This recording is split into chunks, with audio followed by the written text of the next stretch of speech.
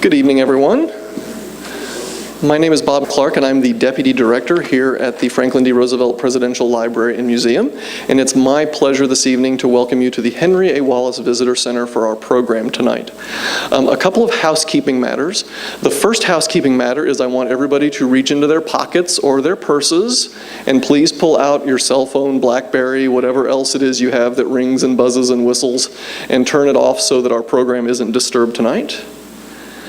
Second little housekeeping matters, I want to thank my colleague Cliff Lobby, our public affairs specialist, who is the one who puts on all the wonderful programs here at the Roosevelt Library, and he's done it again tonight, so thank you, Cliff, for that.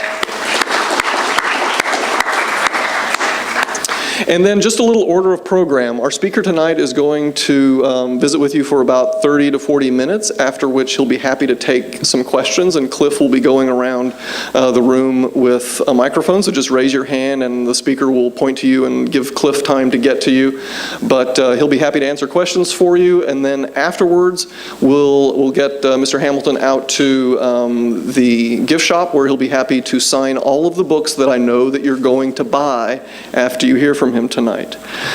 So Nigel Hamilton is a best-selling and award-winning biographer of President John F. Kennedy, General Bernard Monty Montgomery, to whom he devoted about 10 years of his life, I think, studying Monty, and President Bill Clinton, among other subjects. He is a senior fellow in the McCormick Graduate School at the University of Massachusetts in Boston, and the first president of the Biographers International Organization. He lives in both Boston and New Orleans, and he wanted me to assure you that despite his British accent, he is an American citizen now. So without further ado, my good friend Nigel Hamilton.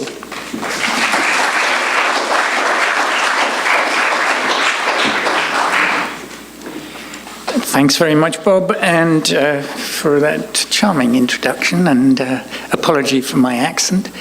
I can't tell you what a privilege it is for me to be here tonight, to be able to speak at the FDR Library and Museum. I've been here a number of times, but in a very lowly guise as a researcher and in the wonderful archives here, and also as a visitor to the museum and to FDR's family home.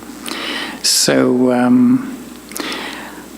thank you very much for turning out on a blustery, rain-swept evening, and I'm glad Bob told us to turn off our iPhones, because I'm sure there are going to be terrible alerts for hurricanes and tornadoes and whatever.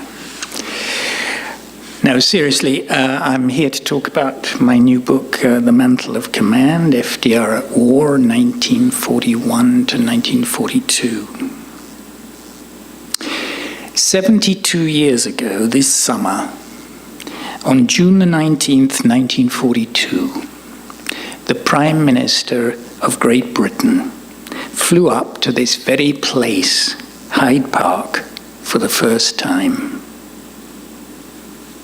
He'd spent the night at the British Embassy in Washington, following a 26-and-a-half-hour flight from Scotland in a Boeing seaplane.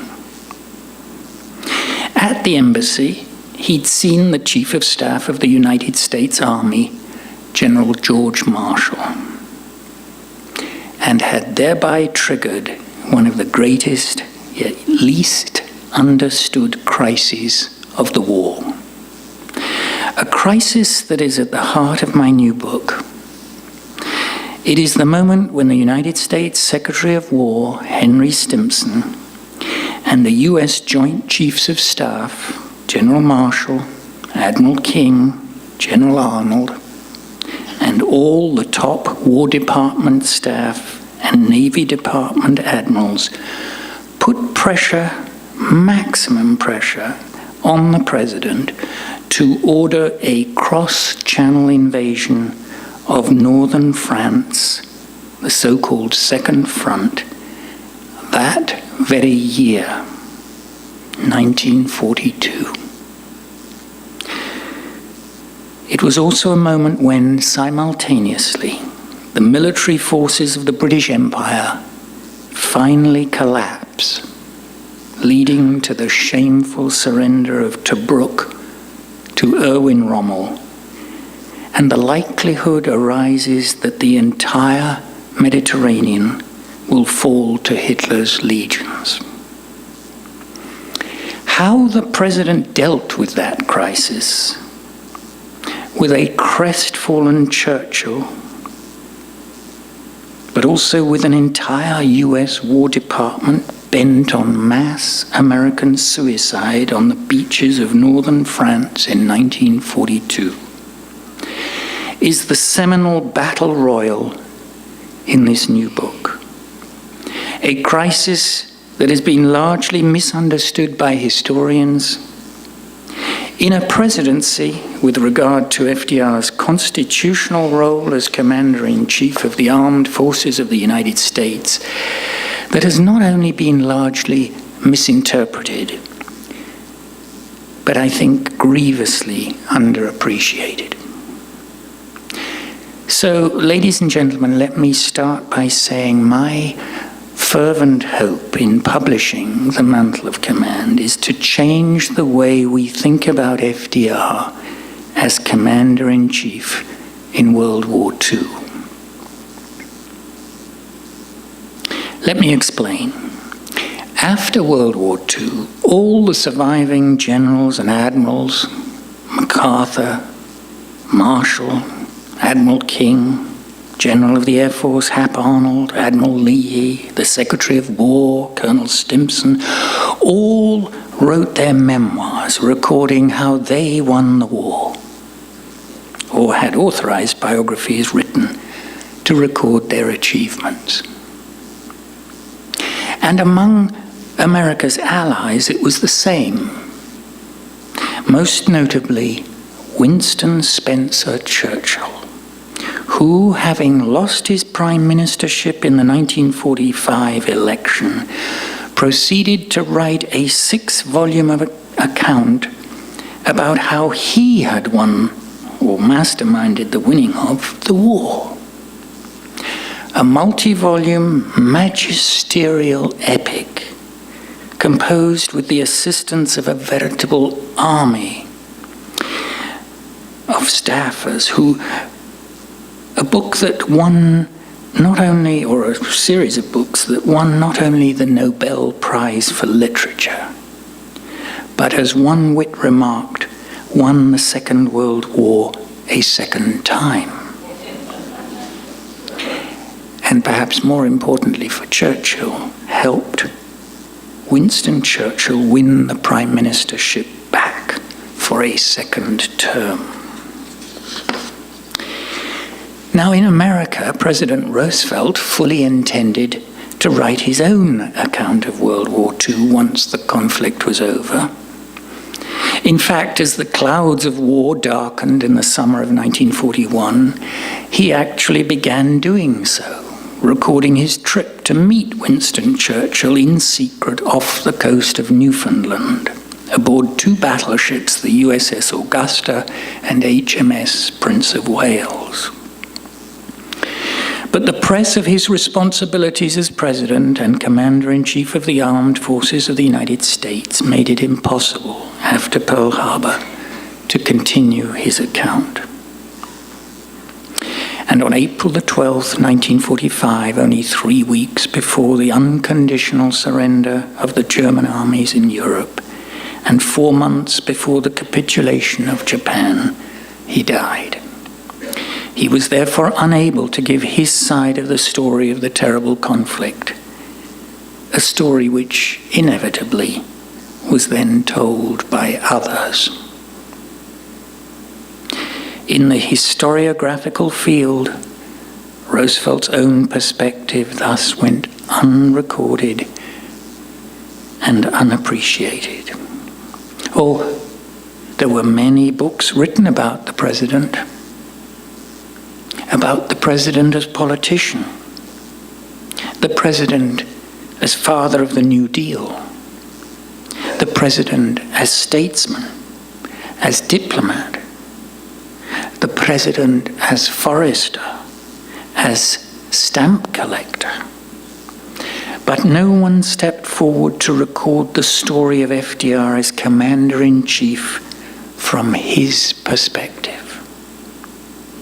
The only book that did attempt a biography of FDR as Commander-in-Chief, in fact, was titled Commander-in-Chief by Eric Larrabee, was written in the 1980s. After a first chapter about FDR, the rest of the book was devoted to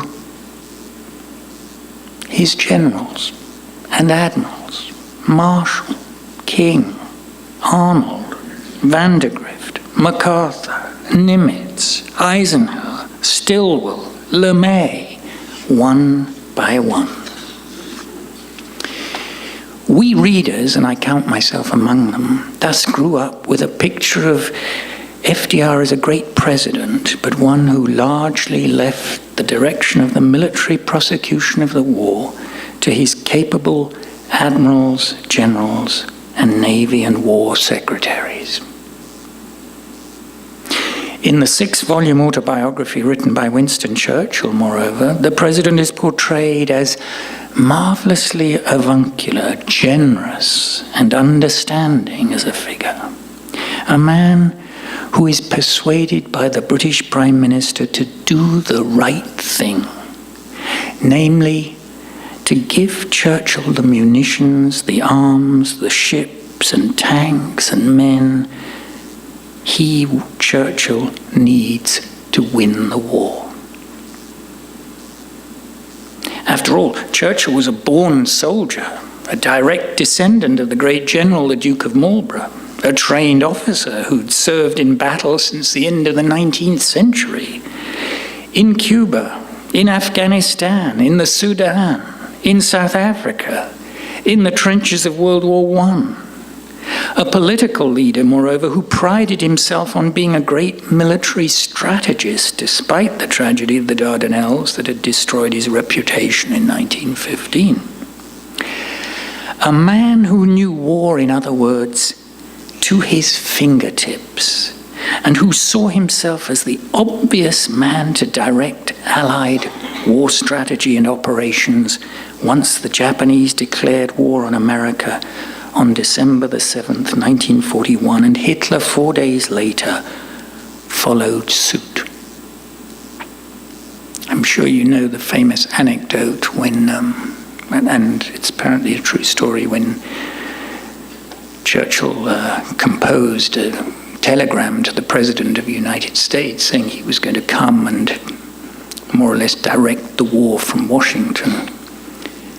And Churchill's military chief of staff said to him, "Well, Prime Minister, don't you think that's coming on a bit strong?"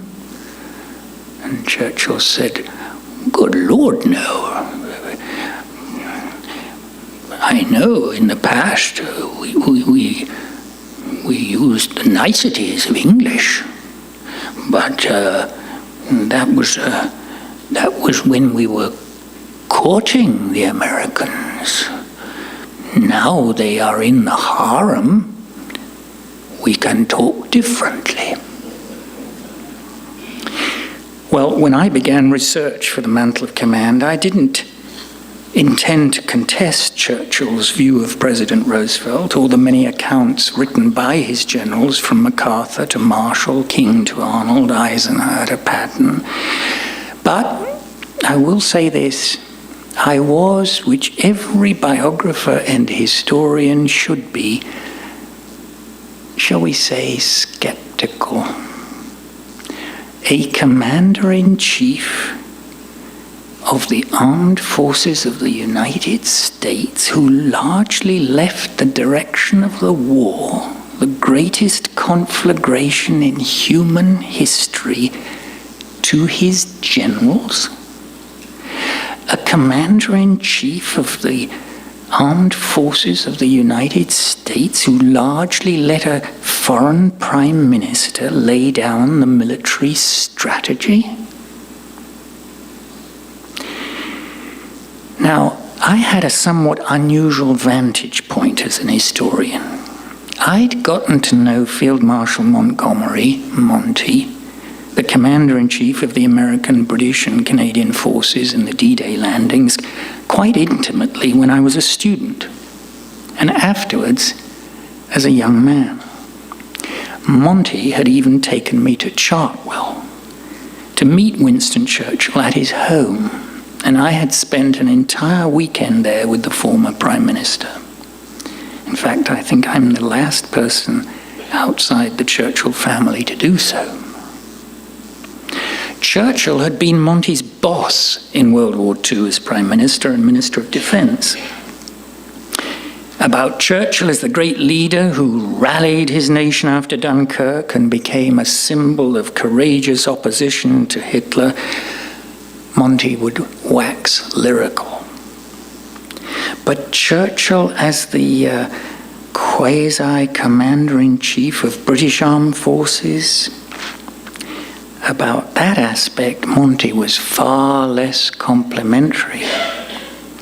As Monty would relate to me time and time again, the Prime Minister was a wonderful leader, but a man subject to moods of elation and depression, and who was strategically inept, either misunderstanding the enemy or overestimating him. And to make matters worse in Monty's eyes, the Prime Minister was endlessly meddling, even down to small details such as how many typewriters should be taken to Normandy after D-Day. I talked to Monty about World War II for perhaps 10 years. And after Monty's death in 1976, I was appointed his official biographer. A 10-year, 3-volume stint in which I focused largely on World War II.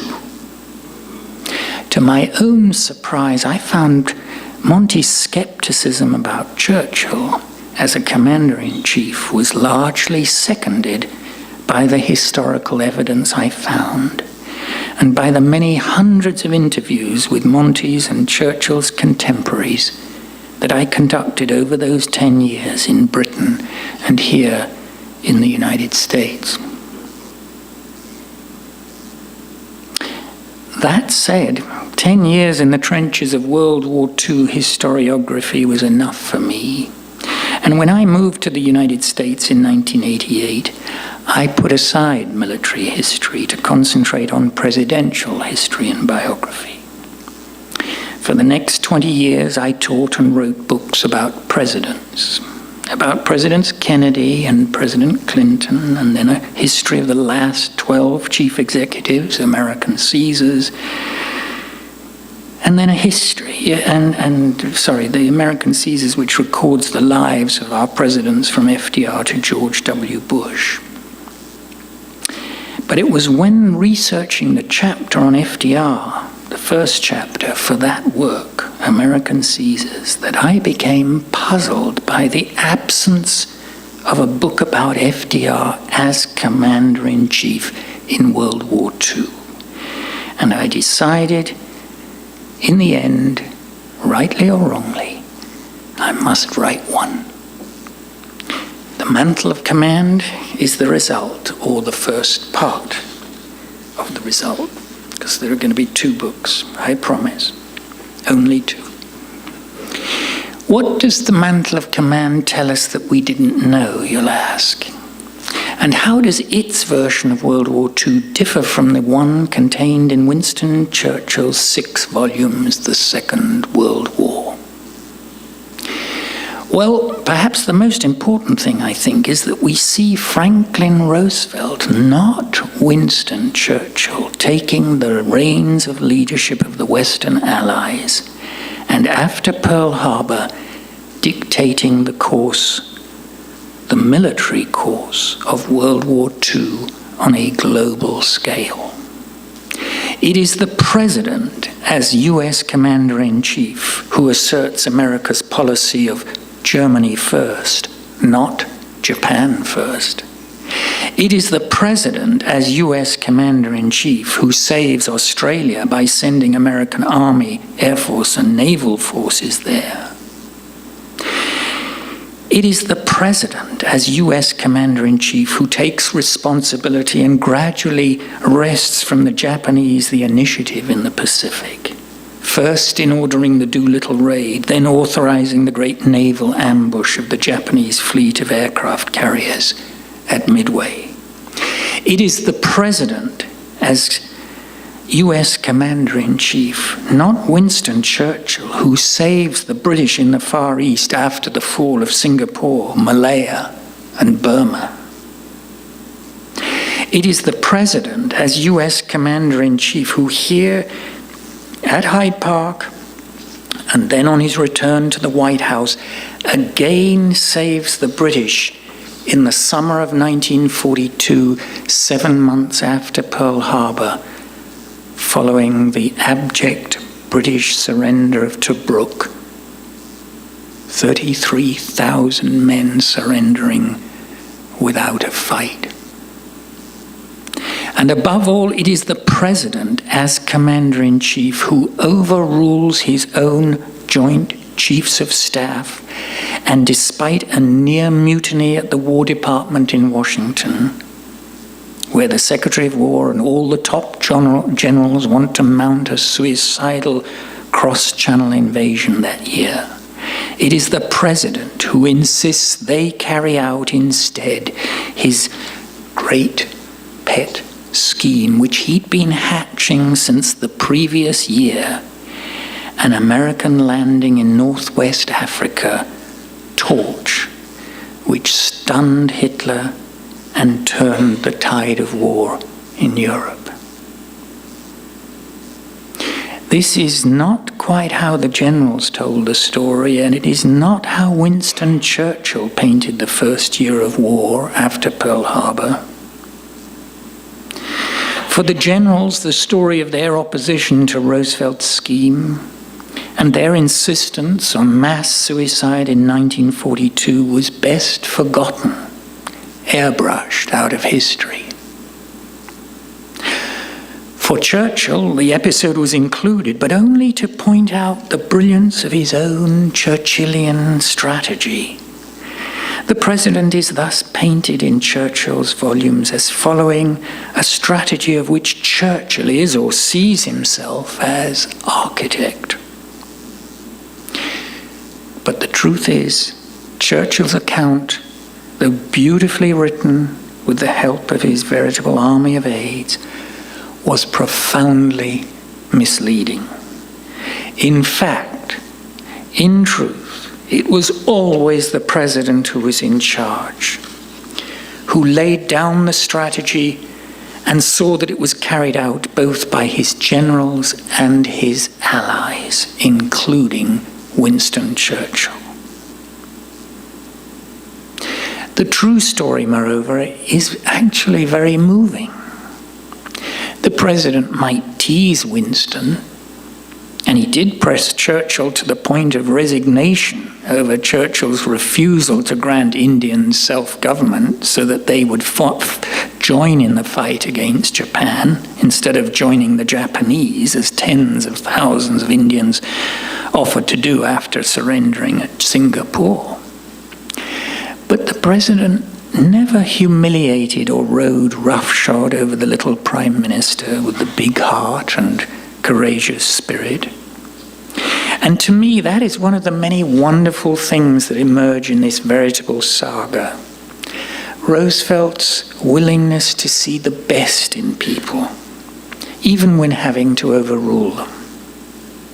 At the height of their arguments over strategy, for example, the Secretary of War, Henry Stimson, and the Chief of Staff of the United States Army, General Marshall, teetered on the brink of conspiracy and mutiny in Washington.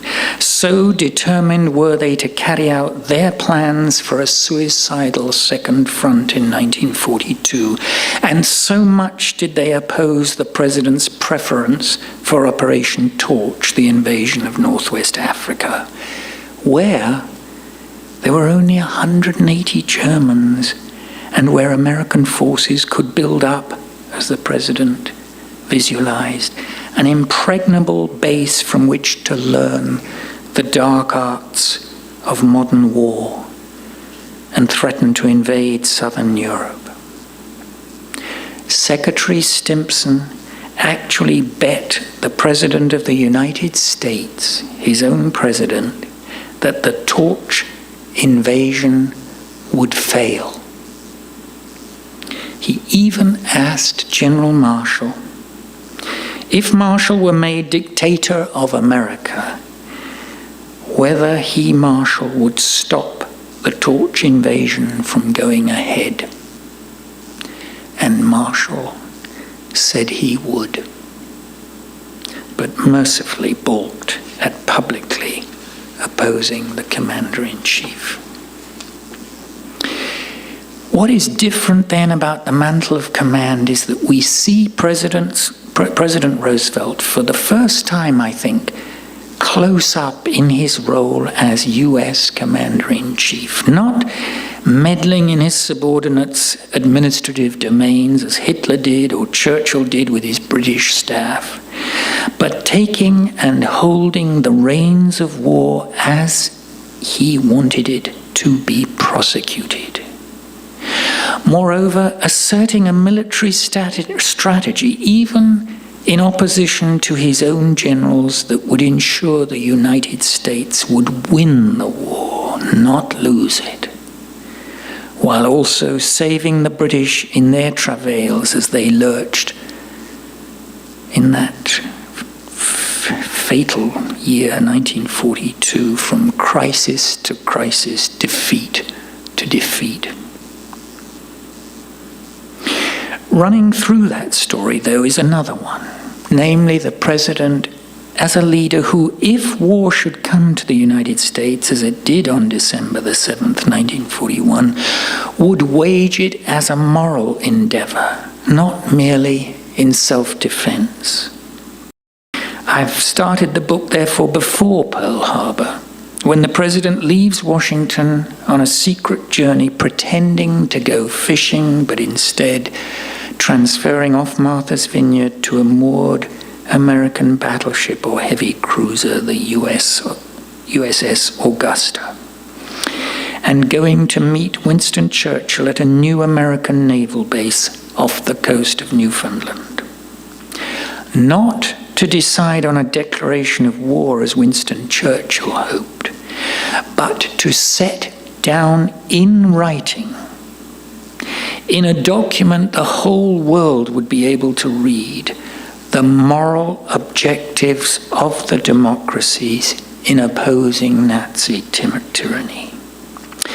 A document Churchill hated to sign because it envisaged self-government and independence, not only for those countries, those white countries occupied by Hitler's German forces, but eventually for those nations who sought liberation from colonial rule.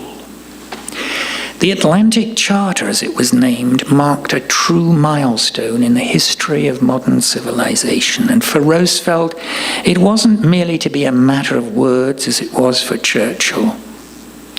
When on the island of Corregidor off Bataan, General MacArthur sent his famous cable tacitly recommending the Philippine government be permitted to parley with the enemy, the Japanese, Roosevelt had no hesitation in refusing permission.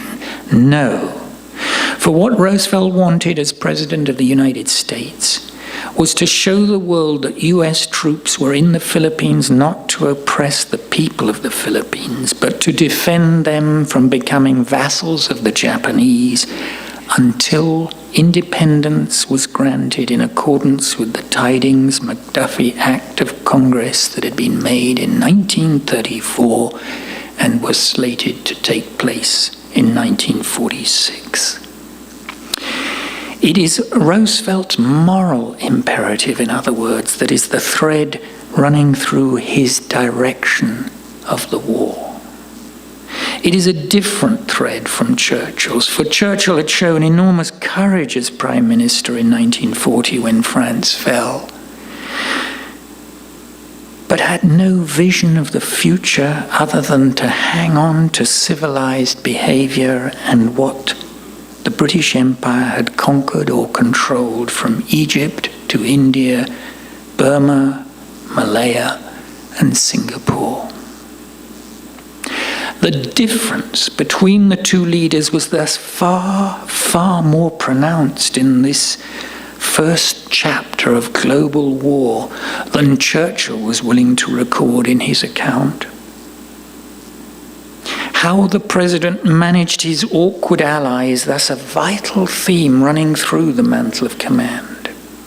The president nursing him reluctantly towards goals that I will examine in greater detail in the second volume, Commander-in-Chief, FDR at War, 1943 to 45. In short, what I've tried in this first book to do is to give the reader an intimate idea of how, from his headquarters at the White House, in the Oval Study, in the Oval Office, in the special map room he had specially constructed there, and here at his family home at Hyde Park, and at Shangri-La, his secret hideaway camp that he established in the Maryland mountains, how Roosevelt took his nation from the greatest military defeat in its history at Pearl Harbor to the triumph of Torch only 11 months later, which left Hitler speechless and fuming and gave hope to so many millions of people across occupied Europe that the Americans are coming. It is a tremendous saga, much of it not told before or known only to a few. An unfolding drama as the Commander-in-Chief of the United States deals first with tragedy and then with the dissenting voices of his advisors and his allies. Applying as best he can his unique talent for leadership to lay both the moral and military foundation stones for American victory. For let there be no misunderstanding, as the British Empire collapsed and the Axis rampage across Europe, the Middle East, and the Far East became ever more alarming, the president knew it would be his historic role to earn his country's rights to leadership as the world's foremost global superpower. I've certainly enjoyed researching and writing this first part of this epic story, and I hope you enjoy reading it as much as I enjoyed writing it. Thank you very much.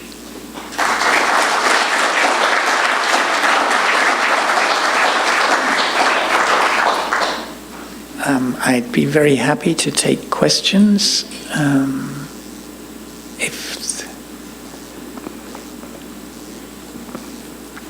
I can't guarantee I can answer them. I'm sure you can. Haven't read your book yet, of course, but I'm just wondering, where do you think the genesis of FDR's interest, knowledge of military tactics, and his, where did the ability to go against the Joint Chiefs of Staff and the Secretary of War, where did that knowledge come from, given his background, which, he didn't have a military background himself? Just curious about what your research might have shown in terms of where that confidence and knowledge came from. Well, interestingly, somebody asked me that question on Tuesday in Boston, and I said, as I will say now, it's a fascinating question. How the hell, if you think Hitler had at least been a corporal in World War I, and Churchill had such a magnificent record as a trained soldier. He went to Sandhurst and then, served in the Hussars and whatever.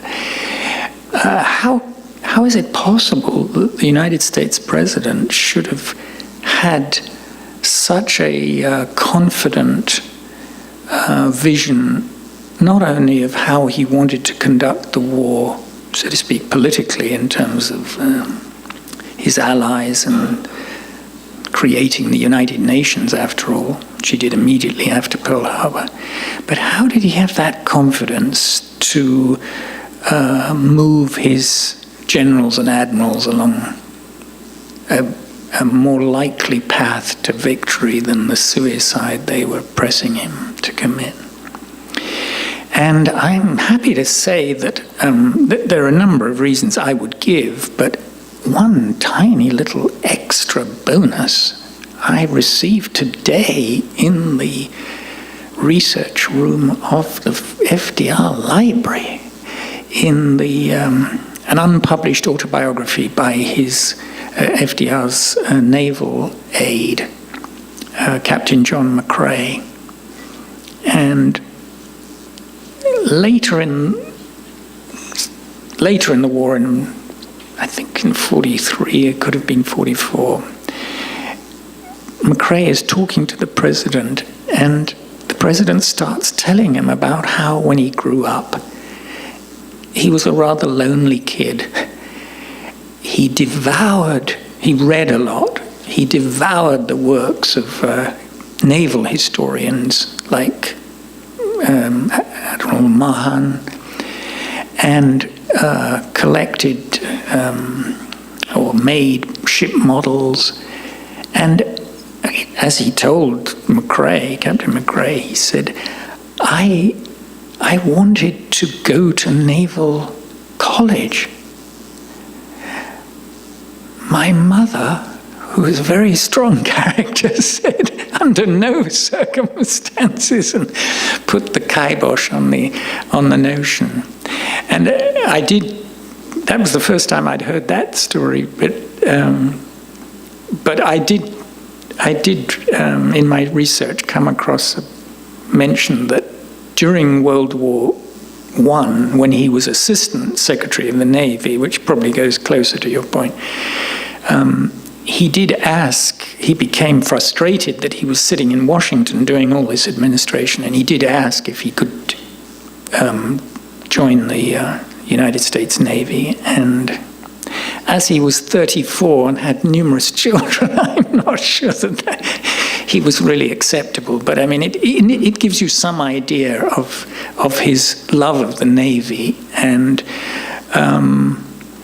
then, I mean, to me, it's always one of the most wonderful things about the United States Constitution. The president is not simply the chief executive, he is the commander-in-chief. Now, I have to say, I'm not sure if I'm on tape, but I probably am. But, I am a Democrat, and I believe that presidents can make grave errors in terms of invading other countries as commander-in-chief, and certainly in recent years. But I think in this case, what we're talking about is a president who moves very cautiously. And what we see is a man who's a strategist, not because, like MacArthur, he enters the war with some notion of what he can achieve, with no realistic experience of what it is actually to fight the Japanese on the field of battle, or what it's like to fight the Wehrmacht on the field of battle. He's very cautious, and he moves slowly. He takes a lot of advice.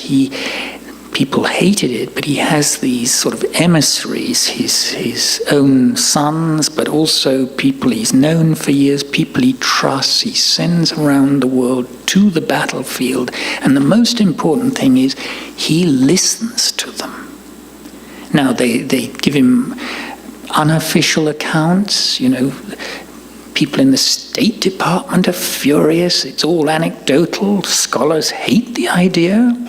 Didn't go through the proper bureaucratic channels, but it gave him what he needed. Firsthand. After all, he was in a wheelchair. He couldn't go. It gave him a almost hands-on feel for what was going on the field of battle. And to me, that is the most wonderful thing about World War II, that here is a man who was able to silence, ultimately, his generals and admirals who were determined to carry out a cross-channel invasion of northern France in 1942, and again in 1943, actually, which comes in my second book. generals in Washington who were prepared to send tens of thousands of American boys across the English Channel to what I'm absolutely certain as a military historian would have been suicide. And that when you say, well, how can you prove that, Mr. Hamilton?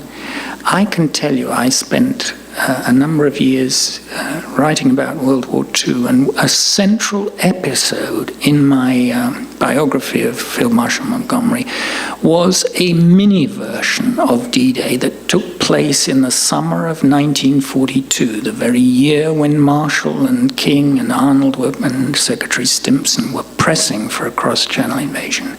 Churchill, who felt pressured by the American chiefs of staff and by Stalin, agreed to a mini version of D-Day, and shamefully chose Canadians to carry it out. A whole Canadian brigade, almost 7,000 men, landed on the beaches of Dieppe on the 19th of August, 1942, and just under 1,000 of them were killed in 2 hours on the beaches. I have a photograph in the book without ever getting off the beaches. Another 2,000 were wounded or captured. That is what would have met the US forces had they landed in 1942. I'm lucky enough to speak German, and I have been through the diaries, particularly of 15 volumes of diaries kept by Dr. Joseph Goebbels, Hitler's Minister of Propaganda, and a man who was actually with the Führer at his headquarters when the phone calls came through that they called them British, but they were Canadian. British forces had landed at Dieppe on the 19th of August 1942, and the Führer rubbed his hands, and 3 hours later he said, "Pech, Pech, what a tragedy. Sepp Dietrich, commander of my best SS division, is not going to reach Dieppe in time. The battle is all over. They are destroyed." Sorry, that's such a long-winded answer, but to a fascinating question. Was Roosevelt atypical as a president in actually disagreeing with and forcing military strategy on the professional military operators? And in particular, was he atypical if you compare him to presidents going forward? And the reason I ask is because the only other president I can think of in the period subsequent to that administration is Kennedy overruling people like LeMay during the Cuban Missile Crisis. Yes.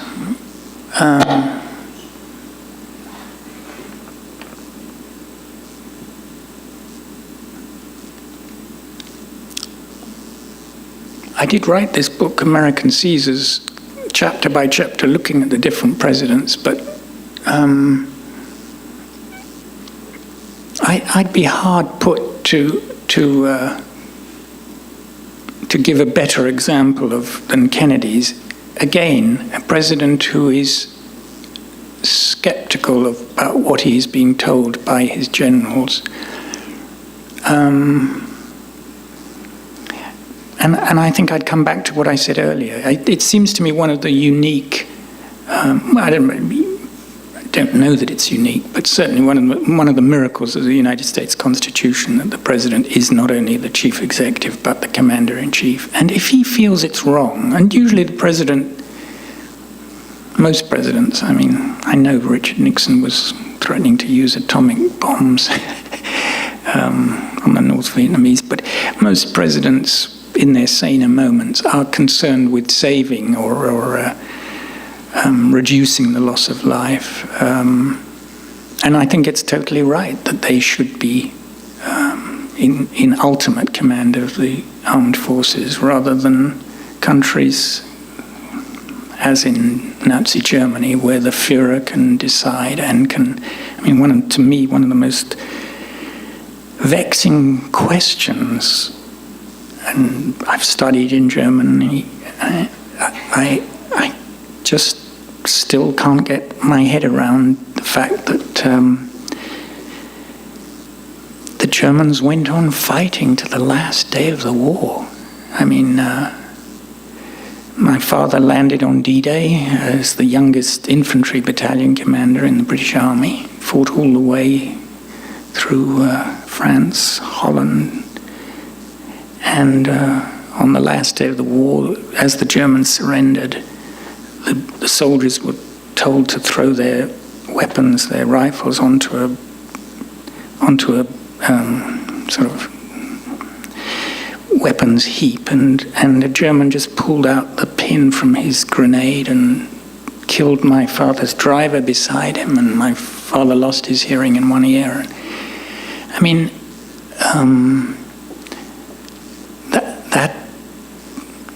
why, in other words, to come back to your point, why Germans went on following a commander-in-chief to the bitter end still makes no sense to me, really.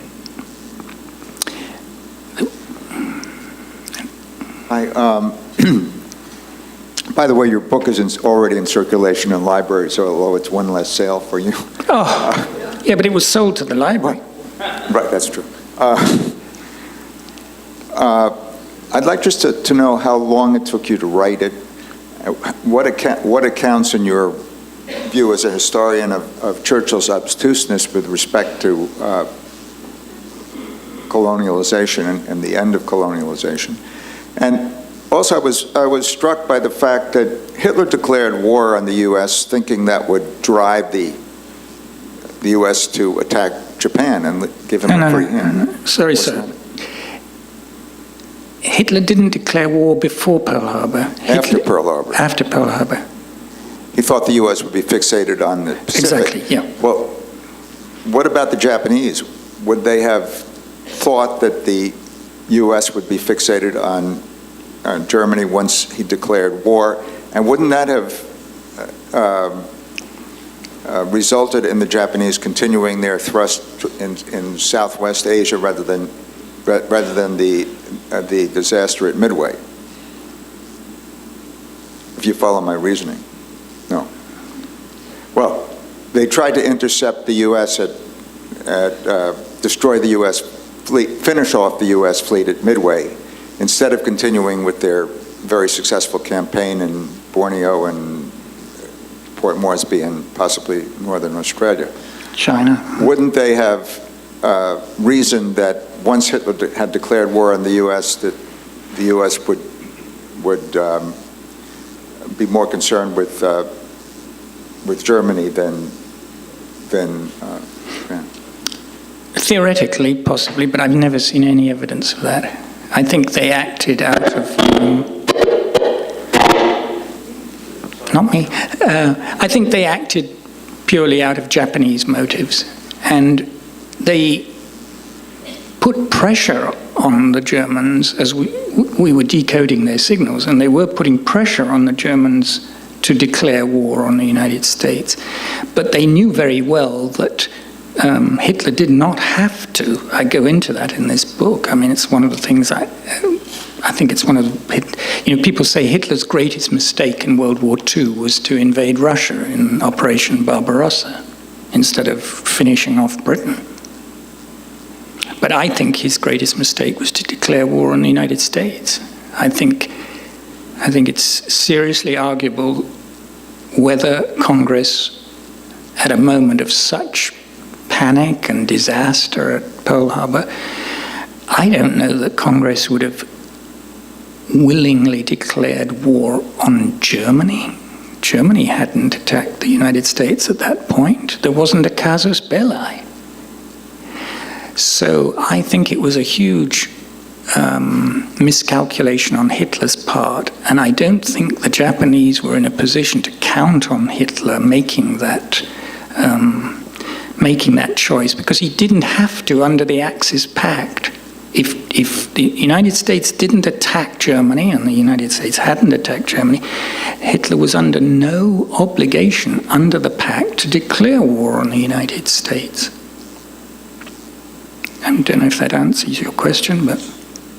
Well, I understand that, but you seem to imply that if the Japanese continued their Southeast Asia strategy, they could have wrapped it up in terms of Australia and possibly India. Instead, they switched to a mid-Pacific strategy to finish off the U.S. fleet. Perhaps you could shed some light on the strategic thinking behind the decision and why it was unsuccessful. I'm not sure I can. I think you have to... I'm not a Japanese expert, and I haven't seen any evidence of that myself.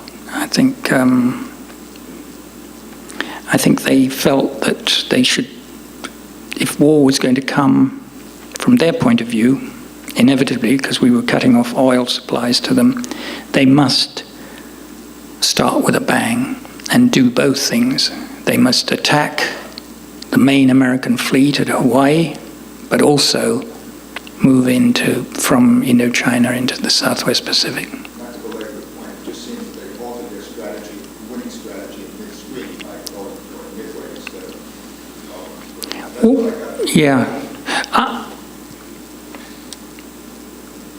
I think they altered their strategy at Midway, which does not relate to the German front in any way, because they felt that the United States was recovering. There had been this battle in the Coral Sea.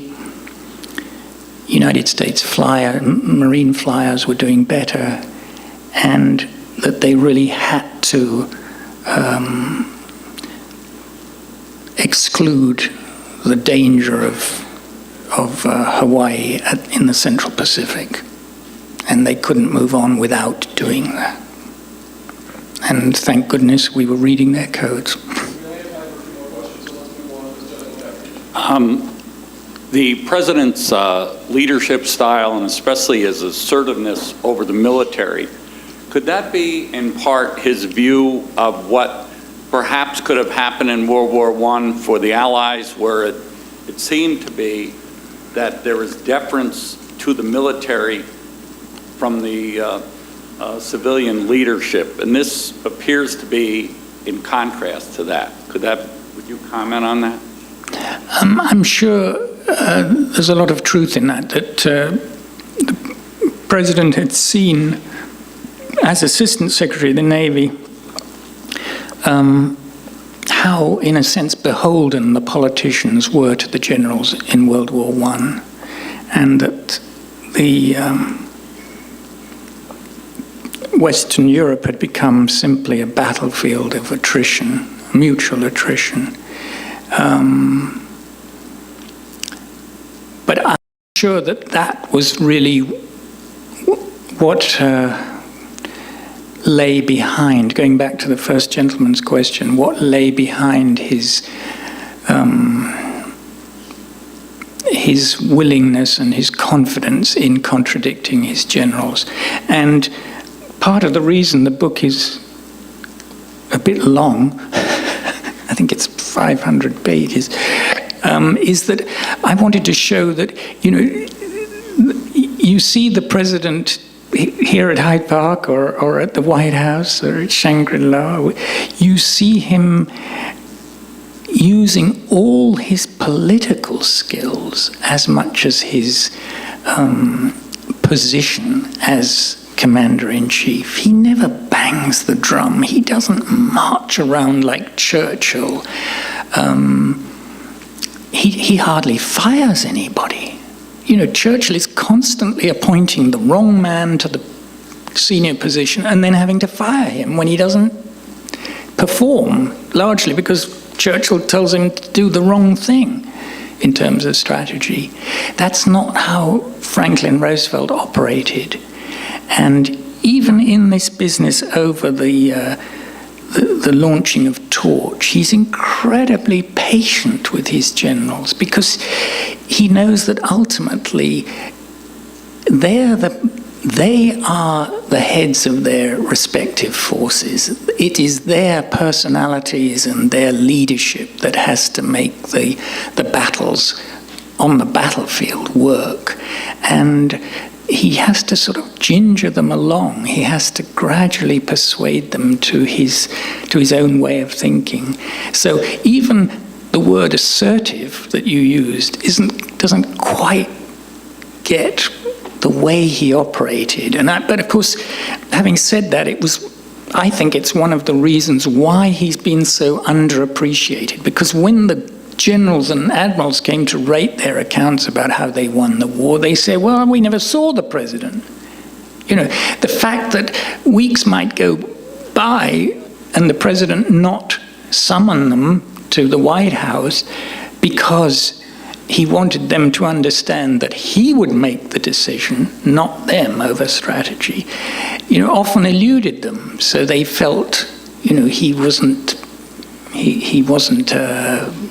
ruling the roost, so to speak, but he was in his fashion, and that I really can't speak more highly of his strategic, moral, and military vision so early in the war. You talked about his listening to everyone. It seems as though he didn't keep his vice president informed of what was going on, and when FDR died, everything was dumped into Truman's lap. I don't have a question. That's very true. The book only came out last week, so I can't say I'm often asked. This is very early days, but several times in the past week I've been asked, you know, clearly for you, Franklin Roosevelt is a great hero. Yes. Well then, Mr. Hamilton, how do you see the president's weaknesses or failings? And my answer is, well, the president had considerable vanity, amounting, as the war went on, I think, to hubris. He began to feel, with some reason, but in a rather exaggerated way, that he was the only man who could do it all. He was the only man who could lay down the correct strategy. He was the only man who could deal with Stalin. I mean, there's a moment that will come in Volume 2 when he proposes to go and see Stalin without Winston Churchill even being present. I mean, Churchill was dumbfounded when he heard that. And the same was true with his vice president. I mean, it's true, President Kennedy behaved rather arrogantly with Lyndon Johnson as his vice president, but in a sense, FDR really took the cake in terms of his vice president, and really didn't take into account that he needed, in a world war, and not only in a world war, but in terms of the post-war, he would need somebody to succeed him if he was assassinated. After all, there had been an attempt on his life earlier, and he kept making these dangerous journeys to Casablanca, Tehran, Cairo, Yalta, where nobody wanted him to leave the country. And I think it was just part of his vanity and his arrogance to think that only he could do it. And probably he was right. Certainly, in 1945, I think he would have stepped aside because he felt the war, by the summer of 45, after the D-Day invasion, he felt, well, it is pretty much set course now. And I think he would have handed over, but the Democratic Party couldn't put forward a candidate who they thought could win the presidency. At that point, I was looking in the diaries of the Secretary of the Interior in Washington last week, and the names that were coming up were the the new Navy Secretary, James Forrestal. Who's ever heard of James Forrestal? Or Harold Ickes himself, the Secretary of the Interior, who was in his mid-70s, I think. I mean, you know, there wasn't a credible alternative, and certainly his vice president wasn't considered viable in terms of winning the election. And he felt that the probable contender, Dewey, had a very different view of the post-war, and he felt he didn't want to give him that opportunity.